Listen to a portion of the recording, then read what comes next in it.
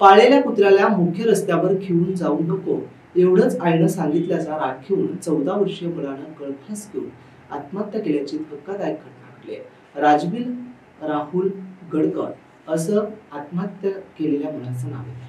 शुक्रवारी दुपारी 2:30 वाजेच्या सुमारास ही घटना उघडकीस आली। राजवीरच्या आई वडिलांचं खडकेश्वर मिल कॉर्नर रोडवर किराणा दुकाने, मोठी बहीण, आई वडील व राजवीर असे कुटुंब मिल कॉर्नर परिसरात वास्तव्यात आहे।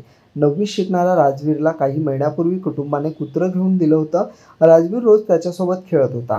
घर दुकान मुख्य रस्त्यावरच असल्यानं त्यावरून वाहनांची ये-जा वेगात असते। शुक्रवारी राजवीर कुत्र्याला घेऊन मुख्य रस्त्यावर गेला तेव्हा आईने त्याला आवाज देऊन कुत्र्याला रस्त्यावर घेऊन न जाण्याचं रागवलं।